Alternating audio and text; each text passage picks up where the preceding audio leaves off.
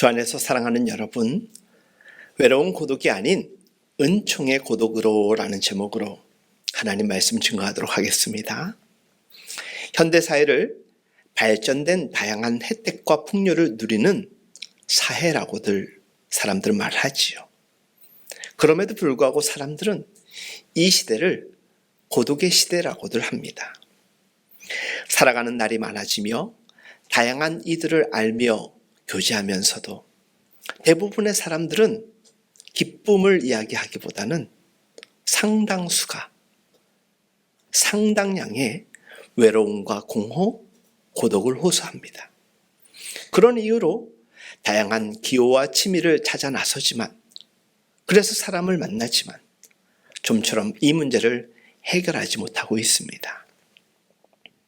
몇 년 전 일본 도쿄에서 어머니와 아들이 굶어 죽은 지 한 달 만에 발견되는 아주 비극적이고 충격적인 사건이 알려졌습니다.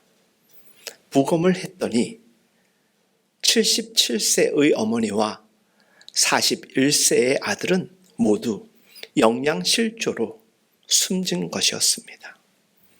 매월 10만 엔의 연금을 받았음에도 8만 5천 엔의 아파트 월세를 지불하고 15,000엔으로 연명해 왔던 것입니다. 그리고 끝내 영양실조라는 이 현대사회에 일어나지도 말아야 되고 이해되지 않는 참극이 펼쳐진 것이었습니다. 두 사람의 시체는 아파트 앞에 매일 수북이 쌓여가는 신문을 이상하게 여긴 이웃의 신고로 한 달 만에 발견되었다고 합니다. 일본 도쿄하면 세계 최대 도시 가운데 하나입니다. 그 세계 도시의 한가운데에서 모자가 영양실조로 죽어가고 있는데도 아무도 거들떠 보지도 않았고, 그것을 한 달이라는 시간이 지나서야 발견했던 것입니다. 아들이 먼저 굶어 죽은 다음 어머니가 죽었는지, 아니면 어머니의 시체를 본 뒤에 아들이 슬퍼하며 숨을 거두었는지 우리는 알 수 없으나, 한 가지 분명한 사실은 그들은 모두 쓸쓸하게 죽어갔다라는 사실이겠지요. 손바닥만한 아파트 단칸방에서 어머니와 아들이 차례로 죽어갈 때 그들이 느꼈을 그 외로움과 고독은 얼마나 컸겠습니까? 거기에 고통까지 더하였을 테니 참으로 마음이 아픕니다. 그 어머니와 아들의 모습, 어쩌면 오늘 우리 시대의 고독한 현대인, 우리 모두의 표상이 아닐 수 없습니다. 여러분들은 어떻게 죽을 것 같습니까? 가족들이 지켜보는 가운데서 임종을 맞이하는 것은 사실 쉬운 일이 아니라고들 합니다. 대개는 지극히 소수의 사람들 곁에서 죽음을 맞이하거나, 심지어 아무도 그 곁을 지키지 못한 가운데 조용히 생의 끝을 맞이하게 됩니다. 그렇다면 죽음의 순간 누군가 곁에 있으면 그 죽음은 행복한 죽음이라고 할 수 있을까요? 내가 죽는 순간 나의 가족들이 깨어 나를 지켜본다 한들 내 가족이 나를 위해서 무엇을 해줄 수가 있겠습니까? 나를 위해 대신 죽어줄 가족들은 과연 있겠습니까? 아니면 나와 함께 죽어줄 가족들은 또 있겠습니까? 가족이 지켜보는 가운데에서도 인간은 어쩜 철저하게 혼자 죽는 것입니다. 쓸쓸하게는 매 한 가지인 것입니다. 태어날 때 우리는 어떻습니까? 어떠했습니까? 태어날 때 역시 우리는 홀로 태어났습니다. 어머니의 태 속에 쌍둥이가 들어있다 할지라도 동시에 태어나는 법 없지 않습니까? 한 사람씩 차례로 철저하게 홀로 세상의 문을 열고 나와야만 합니다. 홀로 고독하게 태어났다가 홀로 고독하게 죽는 것이 우리 바로 인간의 실상입니다. 그렇다면 이 고독한 출생과 고독한 죽음 사이에는 인간의 삶에 대한 어떠한 해석이 가능할까? 재미있게도 탈무드는 인간의 나이에 따라서 인생을 7단계로 나누었습니다. 먼저 첫 번째 단계, 한 살은 임금님이라고 합니다. 한 살은 임금님. 모두 왕을 모시듯 달래고 어르고 비위를 맞추어 준다라고 합니다. 2살은 돼지라고 합니다. 깨끗하고 더러운 것을 구별치 못한 채 마구 흙탕 속을 헤집고 다니기 때문이라고 합니다. 우리 아이들, 아주 어린 꼬맹이들 보면 깨끗하고 더러움 모르지 않습니까? 3단계, 10살은 양이라고 합니다. 자기를 치장하며 멋을 생각하기 시작한다는 의미입니다. 4단계, 18살은 말이라고 합니다. 크게 자라서 자기의 힘이나 재능을 남에게 과시하려는 때라고 합니다. 5단계의 때는 결혼하면 당락이라고 합니다. 가정이라는 무거운 짐을 지고 터벅터벅 걸어가지 않으면 안 되는 시기라고 합니다. 6단계는 중년은 개라고 합니다. 가족을 먹여 살리기 위해서 윗사람에게 꼬리치고 아양을 떨면서 호의를 구걸하지 않으면 안 되는 시기라고 합니다. 마지막 7단계. 7단계는 노년은 원숭기라고 합니다. 늙어서는 어린이로 되도록 하지만 아무도 관심을 기울여 주지 않는다는 뜻입니다. 사람들은 언제나 재주를 부리는 젊은 원숭이들에게만 관심을 갖고 있기 때문입니다. 여러분, 이 탈무드의 내용이 강조하고자 하는 바가 무엇이라고 여러분들은 생각하십니까? 내가 아무리 가정이라는 무거운 짐을 지고 숨이 차도록 터벅터벅 걸어도 사람들은 좀처럼 이해해 주지 못하거나 모른다라는 것입니다. 내가 가족들을 부양하기 위해서 비굴할 정도로 꼬리를 치고 다녀도 내 마음의 상태를 사람들은 이해하거나 돌봐주지 않는다라는 것입니다. 나이 늙어 은퇴한 뒤에는 사람들의 따뜻한 관심 속에서 살고 싶은데 거들떠보는 이가 많지 않음에 우리 인생의 그 열정과 열심은 때로는 아무것도 아니었던 것처럼 여겨진다라는 것입니다. 한마디로 인간은 고독한 존재입니다. 그 주위의 사람들이 인산인해를 이루고 있다고 할지라도 결국 인간은 철저하게 홀로 태어나 철저하게 홀로 살다가 철저하게 홀로 죽고 고독하기 짝이 없는 존재라는 것입니다. 에덴 동산에 아담과 하와를 한번 생각해 보십시오. 그들은 하나님에 의해 창조된 인류 최초의 부부였습니다. 그럼에도 불구하고 그들은 동시에 창조되지 않았습니다.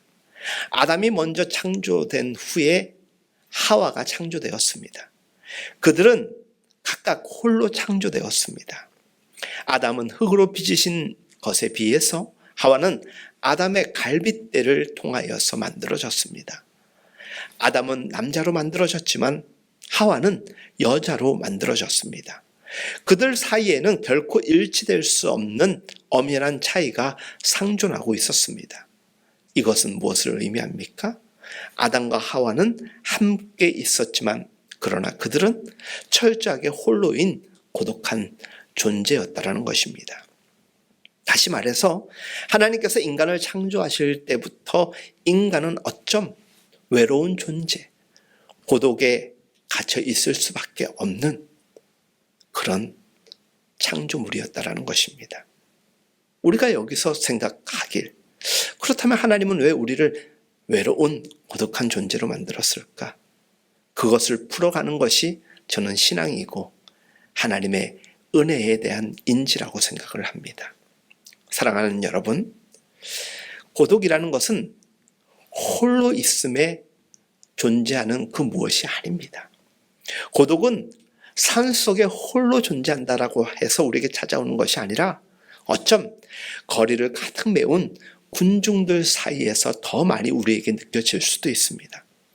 고독은 인간의 내부에 있는 것이 아니라 엄연히 사랑과 사람 사이에 존재합니다. 그렇기에 고독이라는 것은 타인과의 사이에만 있는 것이 아니라 한 지붕 아래 살아가고 있는 가족 안에도 존재합니다. 함께 잠자리를 하는 부부 사이에도 도저히 메꾸어질 수 없는 고독이 자리 잡고 있다는 것 우리 인정하지 않습니까? 도대체 하나님께서는 왜 인간을 그처럼 고독한 존재로 만들었을까? 우리 여러 순간을 통하여서 고민해 본 적이 있을 것입니다. 우리는 그 해답을 오늘 본문에서 한번 찾아보기를 원합니다. 주님께서 분명 때가 되면 더 이상 드러내서 말씀치 않겠다고 하셨으나 제자들은 지금 주님께서 드러내서 말씀치 아니하셨다라고 해서 그때를 지금 당장이라고 속단하여 주님을 완전히 알고 주님을 믿노라 확신에 찬 고백을 하고 있지만 바로 그 순간이야말로 주님에 대한 제자들의 배신이 시작되는 순간이었음에 대하여서 우리는 말씀을 통하여서 이미 알고 있지요. 오늘 본문은 이렇게 증언하고 있습니다. 주님께서 대답하시되 이제는 너희가 나를 믿느냐? 보라 너희가 다 각각 제 곳으로 흩어지고 나를 혼자 둘 때가 오나니 벌써 왔도다. 주님을 향해 확신의 고백을 향하는 제자들을 향하여서 그 자신만만한 제자들을 얼굴을 보면서 주님은 벌써 배신, 배반의 기미를 읽고 계셨던 것입니다. 그들의 고백의 여운이 책하시기도 전에 주님을 찬양하던 바로 그 입에서 주님을 떠나지 않겠다라고 하는 그 입에서 주님을 부인하고 저주하리라는 것을 우리 주님은 알고 계셨다라는 것입니다. 여러분, 주님과 제자는 어떤 관계였습니까? 그들이 남이었습니까? 아니지 않습니까? 주님께서 3년 동안이나 사랑하셨던 당신의 제자들이었고 당신들의 스승이었습니다. 그렇다면 지금 배신의 길을 떠나는 그 제자들이 얼마나 가증스럽게 예수님은 느껴졌겠습니까? 그렇지 않겠습니까? 그리고 미련 없이 배신의 길로 돌아서는 제자들의 등을 바라보시는 주님의 마음은 얼마나 외롭고 공허하고 고독하셨겠습니까? 지금 오늘 우리 시대를 살아가는 우리가 누군가를 향하여 세상을 향하여 느끼는 그 외로움, 공허함, 배신, 배반이 그 시대 제자들의 등을 바라보며 예수님이 느끼셨을 그 마음이 아니었겠습니까? 사랑하는 제자들에게 버림받는 스승과 인간에게 이보다 더 고독한 순간은 또 어디에 있겠습니까? 그런데 그 고독할 수밖에 없는 그 고독의 순간에 놀랍게도 주님께서 하신 말씀은 이와 같습니다. 그러나 내가 혼자 있는 것이 아니라 아버지께서 나와 함께 계시느니라. 오늘 32절 본문의 말씀입니다. 그러나 내가 혼자 있는 것이 아니라 아버지께서 나와 함께 우리와 함께 하고 계시느니라 라는 말씀으로 확장해서 고백하고 계신 것이죠. 모든 정황을 볼 때 어쩜 주님은 아주 철저하게 고독으로 인해 몸서리칠 수밖에 없는 상황일 수밖에 없는 그 상황입니다. 그러나 주님께서는 고독을 두려워하지 않으십니다. 아니, 주님께서는 전혀 고독지 않으셨습니다. 모든 제자들이 주님을 배신한 채 주님을 버리고 떠나버렸을 그때에, 그래서 혈혈단신이었을 그때 주님께서는 당신과 함께하고 계시는 하나님 아버지를 그 어느 때보다도 확실하게 만나고 체험하고 느끼고 계셨던 것입니다. 주님께서는 정녕 고독하셨기에 고독치 않으셨고 진정 혼자이셨기에 결국 혼자가 아닐 수 있었던 것입니다. 여러분, 하나님께서 왜 인간을 고독하게 만드셨겠습니까? 왜 더불어 살아가면서도 홀로일 수밖에 없도록 창조하셨겠습니까? 영원한 하나님 아버지를 알게 해 주시기 위함입니다. 전능하신 하나님 아버지를 만나게 해주시기 위함입니다. 생명이여 진리이신 하나님 아버지와 동행케 하게 해주시기 위함 아니겠습니까? 그러기에 고독이라는 것은, 이 고독이란 인간을 향한 하나님의 선물이고, 군중 속에서 홀로임을 느낄 수 있다는 것, 그것은 버림받음이 아니라 유일하시고 변함이 없으신 하나님이 나와 함께 계시다라는 은총의 깨달음이 아니겠습니까? 하란에 살았던 아브라함을 생각해 보도록 하겠습니다. 그곳에서 우상 장사로 아주 상당한 재산을 모았던 부자였습니다. 지금도 그렇지만 부자들은 되게 보수적입니다. 지켜야 할 것이 많기 때문입니다. 그래서 변화를 싫어합니다. 그런데 아브라함은 하나님의 이 단 한 말씀, 너는 본토 친척 아비 집을 떠나 내가 내게 명한 땅으로 가라라는 이 말씀을 듣고 정말 자신의 부의 기반인 하란을 떠나 미시의 가나안 땅으로 향하게 됩니다. 아브라함이 때거리도 없는 거지였다면 이판살판 얼마든지 가능한 일입니다. 가진 것이 없으니 새로운 도전이요 개척은 얼마든지 가능한 일입니다.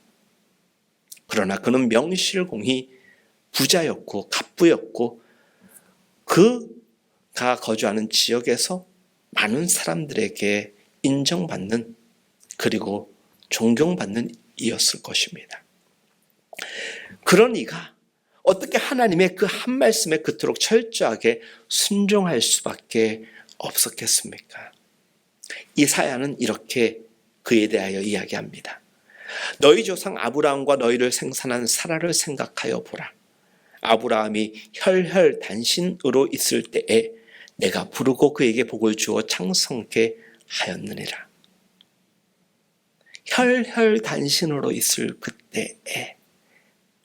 그때에도 하나님은 그를 부르고 그에게 복을 주셨다라는 것이고, 그것을 통하여 낯선 땅에서, 그리고 외로운 때라 할지라도, 그 과정은 버거웠을지라도 그것은 심히 창대케 하셨다라는 것입니다.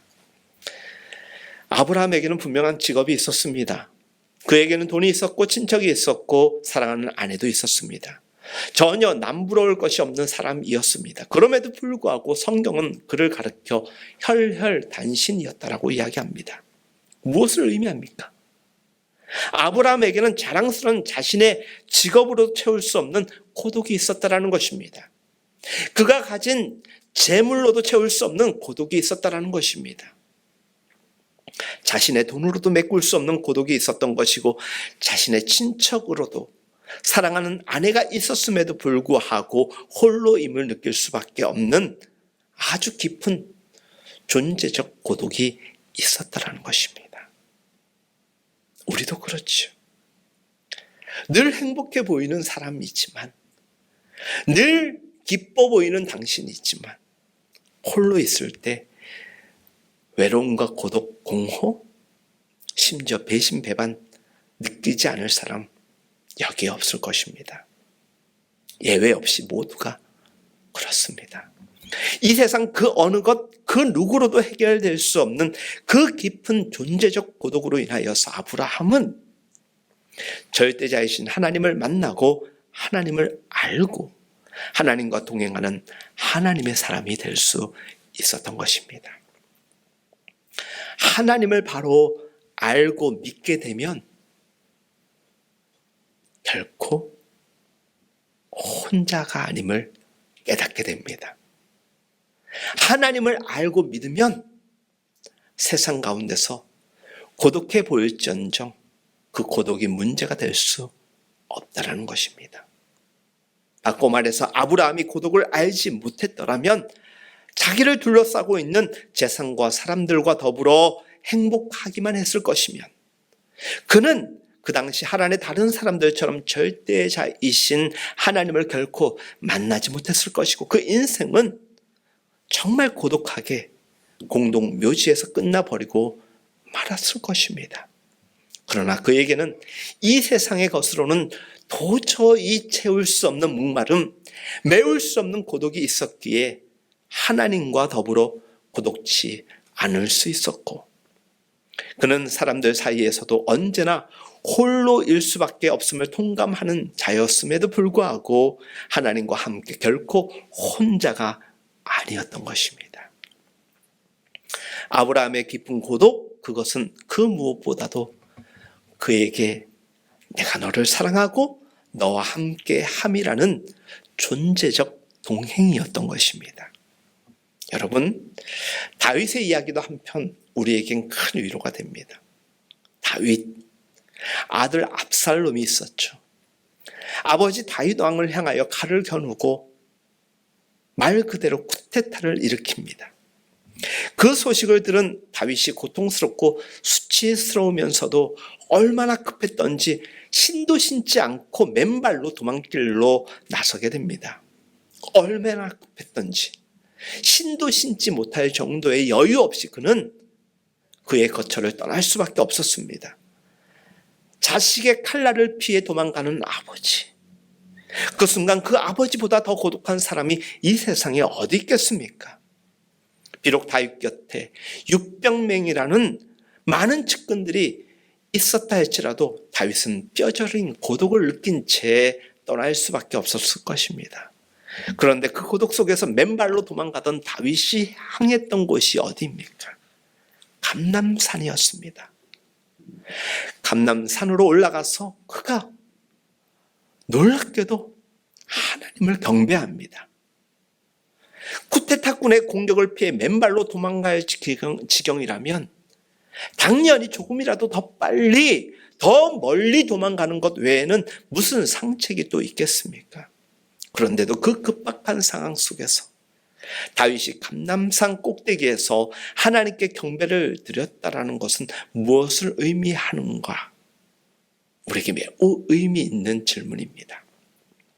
자식에게 버림받는 그 뼈저린 고독의 구렁텅이 속에서 다윗은 절대자이신 하나님과 더 깊은 만남을 가졌던 것입니다.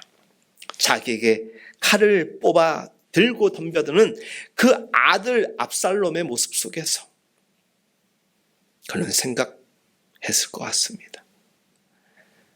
우리아의 아내를 범하고 우리아를 죽이고 천방지축 하나님께 덤비던 자기 자신의 모습을 늘 생각했고 그때도 생각했을 것입니다. 그럼에도 불구하고 어떤 상황 속에서도 자기와 함께 하셨던, 용서하시고 사랑하시고 동행하셨던 그 하나님을 생각하면서 자기를 사랑하시사 바로 세워주시기 원하는 하나님을 경배할 수밖에 없었을 것입니다. 자기 등에 칼날이 꽂히더라도 그 대상이 자기의 아들이라는 비극적 상황 속에서도 그는 하나님을 찾았던 것입니다. 내 아들이 나를? 여러분, 우리라면 그런 것들이 믿겨지겠습니까? 우리 자식이 부모에게 그러한 일을 펼쳤다라면, 그 소식을 접했다라면 정말 외롭고 정말 고독, 아니 어찌 표현할 수 없는 슬픔 그 자체였습니다. 그런데 그는 인생이라는 과정을 통하여서 숱한 고독과 외로움을 경험했습니다. 그럼에도 불구하고 결코 내가 홀로 외롭지 아니하고 고독이라는 이 문제를 이겨낼 수 있었던 것은 세상적으로 나는 고독한 존재이지만 하나님은 늘 나와 함께 하시는 분이시구나라는 그 은총을 경험했기 때문에 그의 고독은 외로운 고독일 수는 있었을지언정 그것은 도리어 그에게 은총의 고독으로 전환될 수 있었던 것입니다. 다윗은 그 경황 중에 하나님을 경배할 수 있었던 것입니다. 뼈저린 고독 속에서 만난 그 하나님의 마음을 지니지 않을 수 없었기에 그는 그 과정 속에서도 하나님을 찾는 은혜와 평강을 누릴 수 있었던 것입니다. 아들 압살롬이 죽었다라는 소식을 들었을 때 결코 다윗은 기뻐하지 않았습니다. 홀로 물로 위에 올라가서 통곡하며 이렇게 이야기합니다. 내 아들 압살롬아, 내 아들 압살롬아, 내가 너를 위해 대신 죽었더라면 압살롬, 내 사랑하는 아들아. 이것이 자기의 등에 칼을 꽂고자 쿠데타를 일으킨 아들의 죽음 앞에 선 아비의 마음이었습니다. 그것은 바로 하나님의 마음이지요. 다윗은 자식으로부터 버림받는 고독으로 인하여서 하나님과 더불어 그의 인생은 더 이상 고독지 않을 수 있음을 다시금 재확인하였습니다. 여러분, 하나님 살아계심과 하나님이 우리와 함께 하심을 분명히 믿는다라면 결코 외롭지 않습니다. 외로움이 우리의 감정을 뒤흔들 수는 있지만 우리가 하나님 앞에 곧 회복되어질 수 있는 분명한 근거가 바로 그 말씀. 하나님은 살아계시고 하나님은 나를 사랑하시고 하나님은 나와 동행하신다라는 것입니다. 그런 의미에서 다윗도 그렇고 우리가 그 마음으로 살아간다라면 이 고독은 외로운 고독이 아니라 복된 고독, 은총의 고독이 되는 것입니다. 사도 바울은 이렇게 고백합니다. 내가 처음으로 재판정에 섰을 때에 한 사람도 나를 도와주지 않고 모두 나를 버리고 가버렸다. 그러나 나는 나를 버리고 간 그들이 엄한 벌을 받게 되지 않기를 바란다. 인간에게 있어서 배신이라는 것은 너무나도 쉽게 찾아오는 유혹의 문제일 수 있습니다.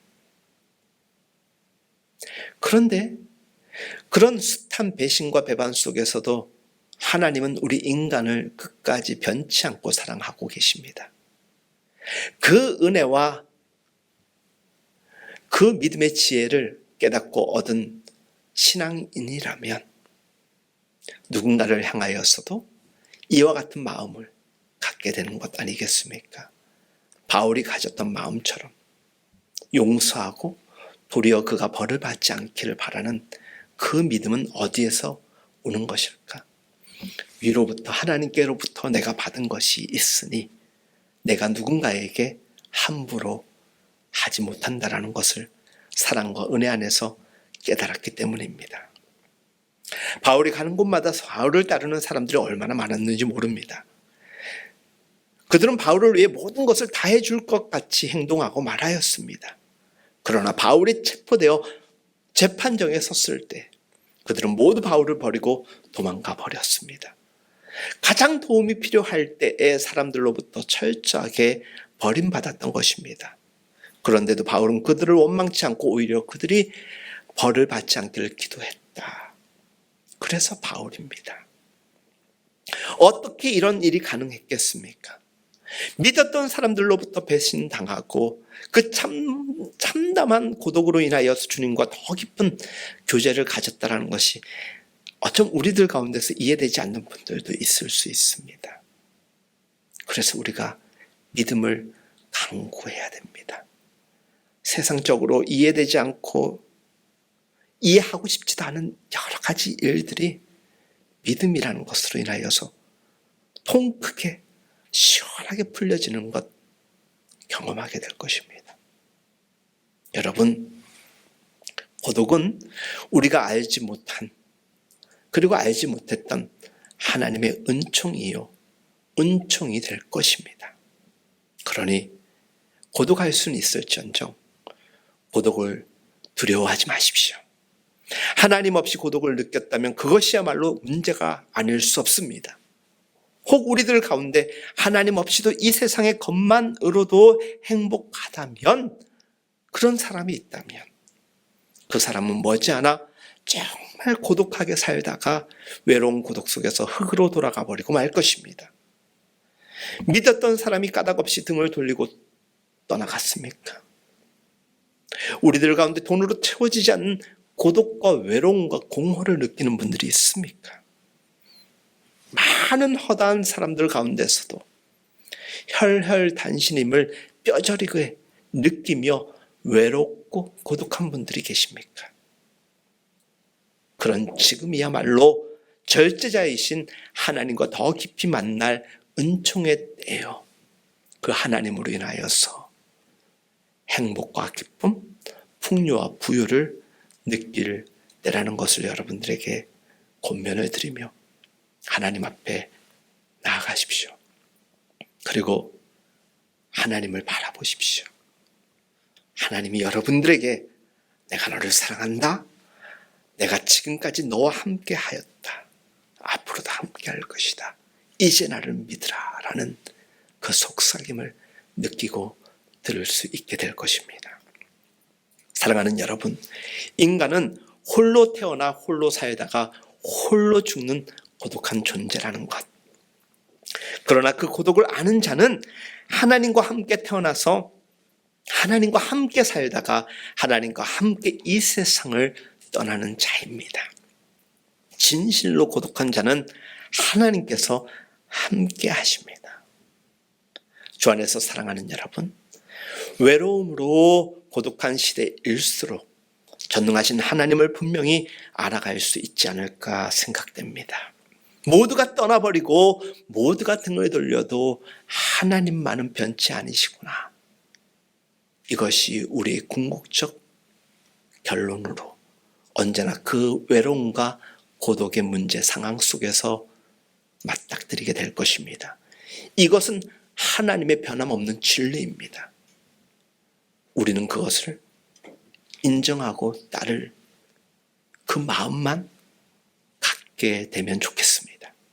그것이 없기 때문에 정말 외롭다라고 이야기하는데 그것은 가짜입니다. 이미 하나님은 우리와 함께 계시고 함께 하실 분입니다. 우리의 고독과 외로움의 문제, 때로는 하나님 앞에서도 낯설음으로 느껴진다 할지라도 우리가 하나님을 인정한다면, 그리고 하나님을 바로 믿는다라면 그 은총의 고독이 우리에게 진정한 은혜와 평강으로 이어지는 은총의 고독이요 복된 고독으로 변화될 것입니다. 사랑하는 여러분, 결코 우리는 혼자가 아닙니다. 고독할 순 있으나 고독이 우리의 전부는 아니라는 것을 믿음 안에서 선포하며 이 어렵고 외롭고 고독하고 배신과 배반이 가득한 사회에서 하나님과 더불어 살아가는 그 일로 말미암아, 그 믿음으로 말미암아 여전히 나는 외롭고 고독하다라고 여기며 살아가는 수많은 아픔을 당해 있는 이들에게 좋은 이웃이 되어주시고 작은 예수요, 예수님의 제자로서 살아가는 우리 모두의 삶이 될 수 있길 예수님의 이름으로 축복합니다.